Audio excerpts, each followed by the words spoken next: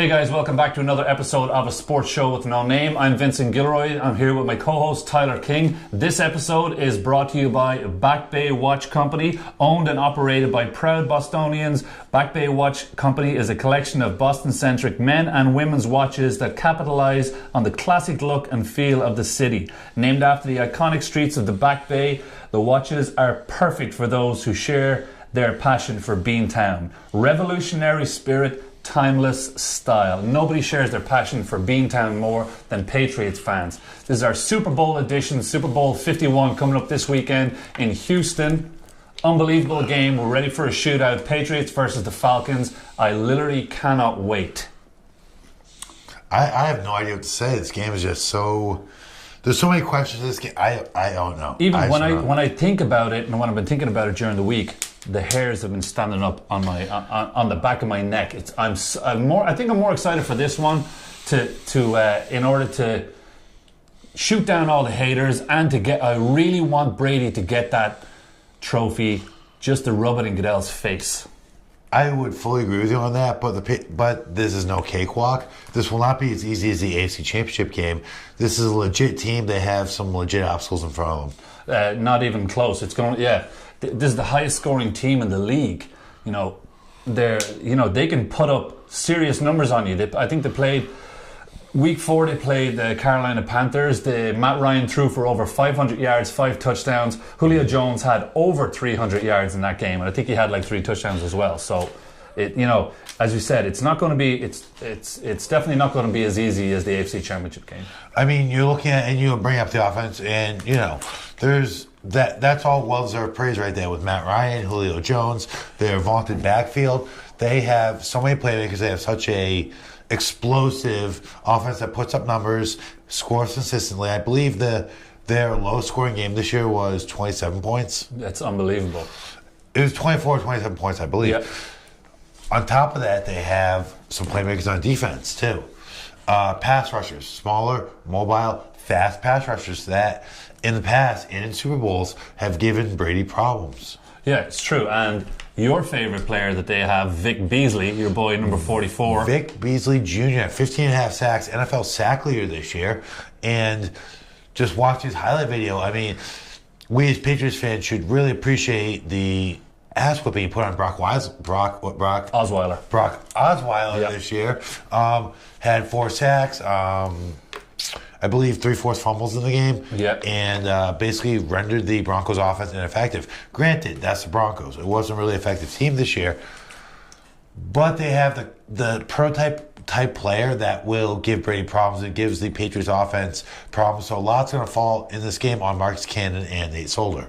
Absolutely, they got to hold that pocket, give Brady time to get that ball off. Even though he obviously does not need a lot of time, but the more time he has, the more options we have. And the one thing that people have to realize is that the Falcons' defense is 28th in the league against the pass. Mm-hmm. Now, being 28th in the league against the pass is not going to cut it when you're going up against arguably the greatest quarterback of all time. Brady might throw the ball more than 50 times in this game. I know the Super Bowl record, I believe, is held by Kurt Warner for passes in a game. He threw 44, but I think Brady might just carve them up.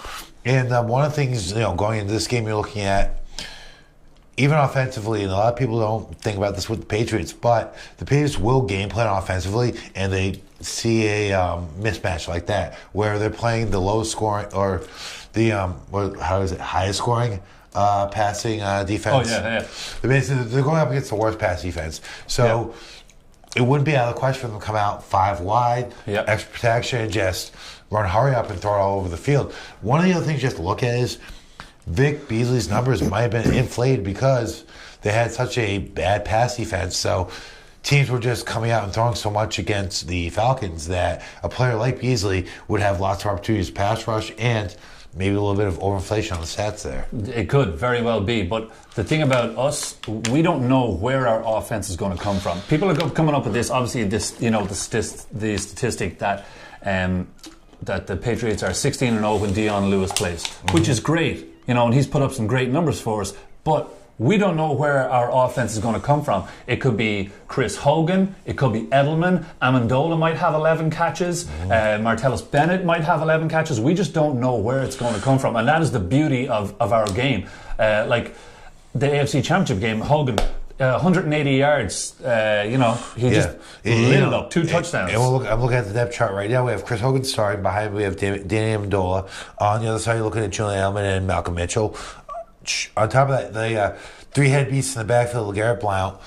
We get inside the 3-yard line, he's getting the ball. We all know that. 3rd and 3, 3rd and 2, he's getting the ball every time. James White and Deion Lewis. James White gained a lot of valuable playing experience this year. He's one of those guys that can do a lot of different things. He'll probably get some throws out of the backfield, that sort of thing. Deion Lewis, same thing. They go with a split backfield, Deion Lewis and James White, and just spread the ball around. Again, go with that empty backfield. Go with one with Marcellus Bennett in. Yep. Go with Marcellus Bennett in. Split backfield, single backfield. Spread the ball out. Just go hurry up for the first drive of the game. Score a quick touchdown. That's one of the things that we've seen the Patriots do in the past. But again, they could at the same time go power, just run down the middle with who knows with LeGarrette Blount. Who knows? But the thing about it is that the Falcons defense is also no joke. You know, they have given up only 19.3 points per game in their last 6 games. Now I know they obviously haven't been up against us, which I feel we're on a bit of another level than a lot of the teams they've played. But you know, they shut down Green Bay. You know, and plus they have also scored a touchdown on their first drive in 8 straight games. If there's any Patriots fans out there that think this is going to be a cakewalk for the Patriots, you're out of your fucking mind, because there's no way that we're going to blow this team out. This is going to be a tough game for us. I mean, I fully agree with you. The one thing you brought up, you were saying they bring up the legitimacy of the Falcons defense. I'd have to disagree, especially on the passing side. Mm-hmm. I'd say on the passing side, we're looking at a team that would be pretty vulnerable to a lot of different attacks. I think we'll mix it up as far as formations and there'll be a lot of activity, I think, coming out of the backfield. Empty sets, and I think split backs with the backs this is it. This is the Super Bowl. We don't leave any plays in the bag, you know. Yeah, but we've shown that in the past. They'll still have a game plan, though. Oh, they'll definitely have a game plan. But when they need to pull out a trick play or something different, a different look that they haven't seen before, they're gonna do that. I mean, but that's again, like, that's part of the Patriots. That's part of their MO. Like, going forward, they pull a flea flicker in the AFC Championship game. It's gotten to the point where teams are always gonna be looking for something for the Patriots to pull, out of their end, pull out of their ass. And looking, speaking of pulling something out of your ass, they had Cat pull out of your ass. I can't remember his name right now. The Packers quarterback. Oh, Aaron Rodgers? Yeah, you better edit that. Yeah. All right, 3, 2, 1. So he had Cat pull out of his ass. 3, 2, 1. We're rolling straight. I know. You had Captain pull out of his ass, Aaron Rodgers, and he was pretty much shut down. They were blown out. He didn't pull anything out of his ass. You would think. I don't remember specifically, but I'd say when they were down 3 scores, they probably had Aaron Rodgers just rolling out and look for stuff, and they just couldn't get it done. They couldn't get it done. The Falcons were too good for them. But as I say, I just think that overall, on all aspects of the ball, offense, defense, and special teams, I think we're better than them. I would tend to agree with that. They're explosive. It's an explosive team. Defensively, solid against the rush, very porous against the pass. I mean, I think they're tailor-made, for the Patriots. But then again, I think the more compelling matchup is the Atlanta offense versus the Patriots defense. Yeah.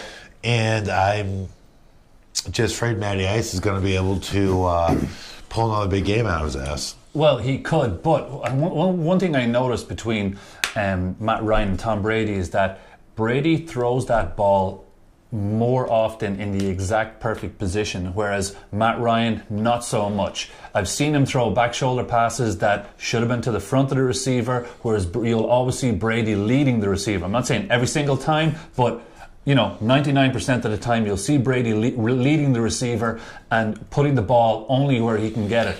And Ryan is a very accurate passer, but not as accurate as Brady, and that's what I think the difference is passing-wise between the two I quarterbacks. would say between the two quarterbacks, Matt Ryan is definitely the one more prone to giving up a cheap interception or giving up a strip sack. But again, looking at Brady's track record, if Beasley gets on track early, if they get pressure on Brady, and that's the MO. That was the two Giants Super Bowls. They got pressure on Brady and just put the game on him, and he doesn't do as well in that situation.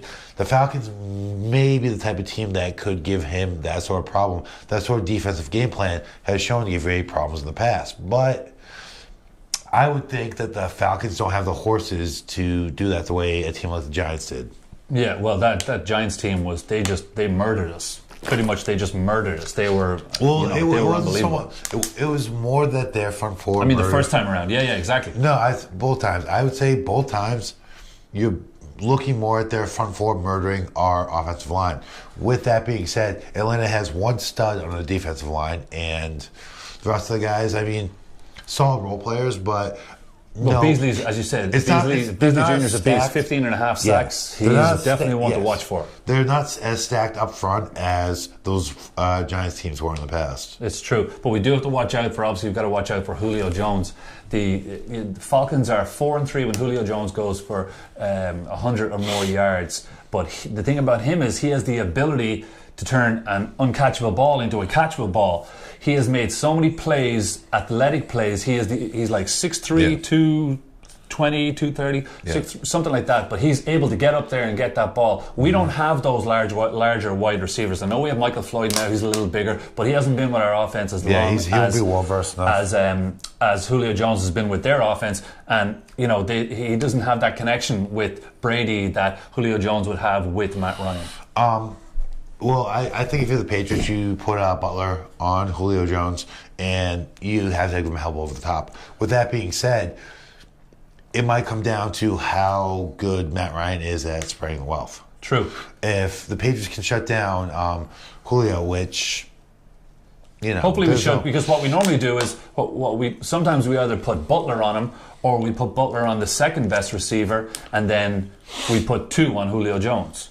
That's 2 on the best receiver, which in this case would be Julio Jones. So that's probably how we're going to flop it around. But we're kind of looking at whether or not Matt Ryan's going to be a good enough quarterback to spread it around and keep that offense moving. Yeah, well, we'll know after the first quarter. That's all gone. Only time will tell. I mean, but I honestly think we can get it done. But Falcons are no joke. No, 100%. No, the Falcons have scored. They've only scored less than 23 points once this year, so you know that they're going to put up numbers. Now, I know the over/under for this game is 59, or some people are giving 59.5. But only twice in the past in Super Bowls have there been both teams scoring over 30 points. That was 2013. It was the Ravens against San Francisco, and then 1979 was the Steelers and the Cowboys in 1979. So it's only twice. But these two teams that are playing on Sunday, it could be a shootout. I would tend to agree with that. You have pretty much the most prolific passer in NFL history versus one of the hot strong quarterbacks who is leading one of the, I believe, the most prolific scoring offense this year. Yeah, they are. Yeah, they lead the league.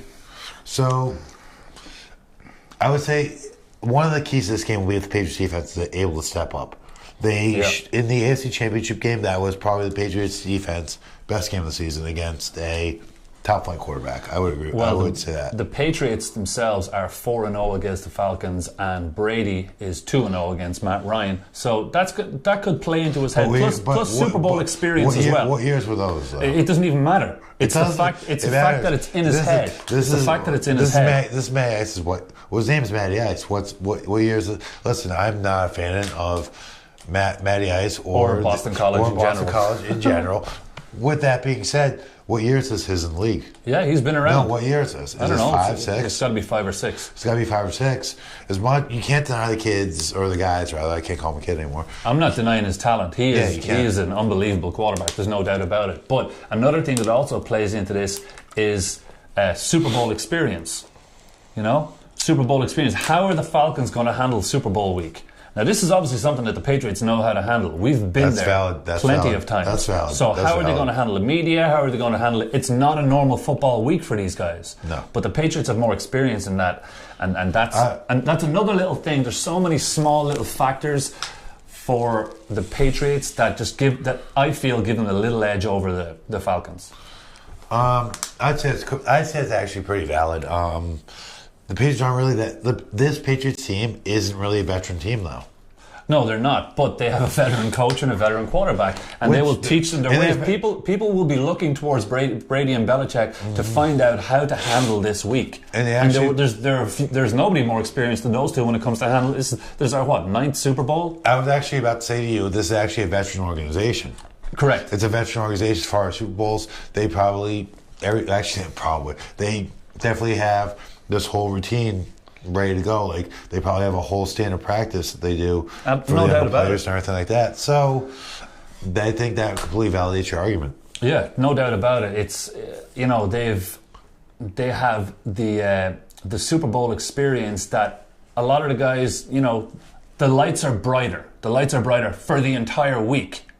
Not just for the game, but for the entire week leading up. So many guys are going to be put off by it. And they don't, obviously with friends and family who want the tickets and all this kind of stuff, and so much more stuff that they have to deal with as opposed to a regular game. I would tend to agree with you, but once the lights come, that kind of stuff actually does, like, speaking from experience, that type of stuff does fade away once the lights come on. Once the lights come on Sunday at whatever it is, 6:30, 6:40. 6:36. I know, I can't wait. 6:36. Cannot wait. And your boy Vic Beasley, I don't think he's going to I don't think it's going to phase him either. As you said, he's an absolute beast. We're just watching his highlights earlier on. Yeah. Unbelievable. I think this is a forgotten player for Patriots fans. 100%. He's quick. He's not that tall. He's 6'3". Yeah. 6'3", 243. I've seen him. I actually saw another roster where he was listed like high 250s or in the 260s.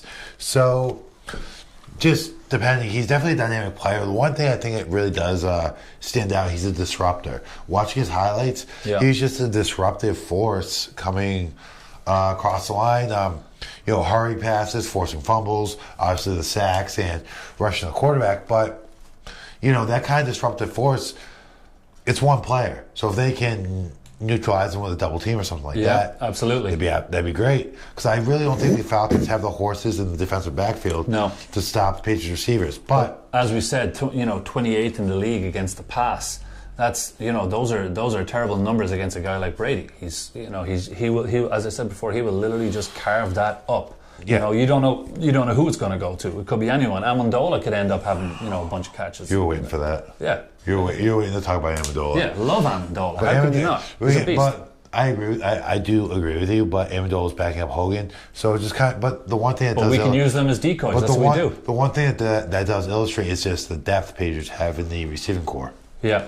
But and I think as you mentioned earlier on, our backfield, Again, when we need to get it done, LeGarrette Blount and Dion Lewis and James White, you look at LeGarrette Blount. They've been nasty. Sure, LeGarrette Blount, for everyone says he doesn't do his job. He has 16 touchdowns this year. Yeah. 16 touchdowns. He's over 1,000 yards. So as the grinded out back, he's. Some people want to say, well, he only had about 1,100 yards this year. Not really that much. He also had 16 touchdowns. He played his role perfectly. Yeah. He really did. He certainly did. So you're looking at Dion Lewis and James White. They're just two more dynamic guys. So I think you could see them both on the field when the Patriots spread it out. You could. One of the numbers that I feel like people might not take into consideration is the common opponents that we have. Both the Patriots and the Falcons have 5 common opponents, and both teams are 4-1 against both common opponents. But the plus minus is a thing that kind of blows people away, and that's the fact that the plus minus for the Patriots against those 5 common opponents is +8, but the plus minus for the Falcons is +16. They've been just lighting people up. But as I say, it's not just that, it's the fact I feel that our defense has stepped up so much in the last 5 to 6 games that those numbers I feel don't reflect what they should because of the fact that our defense is playing so much better now than they were at the beginning and the middle of the season. I would tend to agree with you, especially I think that point was definitely illustrated in the AFC Championship game. In the beginning of the season, the defense was one of the biggest concerns. I would definitely even venture to say this was not a good defense earlier in the season. But as the season's gone on, you're talking about this last third of the season, last quarter of the season, defense has been more than adequate. In the AFC Championship game, I would say they dominated. Yeah, definitely. So if we can get a vintage Patriots defensive performance in the Super Bowl, I would give the heavy favorites to the Patriots. Okay, well, they're only 3-point favorites right now, but anything can happen. But I do think it's going to be a shootout. There's so many factors that you know me. I love numbers. I'm all about numbers, and this is the Patriots' 51st playoff game in franchise history, and it's Super Bowl 51. All right. Yeah. Here's another one. Wow. So Super Bowl 51 is SBLI.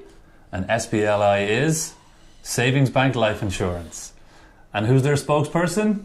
Teddy Bruschi. Is it Teddy Bruschi? Yeah, I was going to say Tom Brady. Teddy Bruschi. Now that you said Teddy Bruschi, I actually know Teddy that. Bruschi. So for some reason I feel all those little things that add up to another ring. And you know, one more. That's all we want. One more, and we're going to shove it to Goodell. I'd love to see Brady just not even look at Goodell when he takes the trophy off him, but I don't think that's going to happen. I'd just love to not shake his hand, raise it, leave it at that.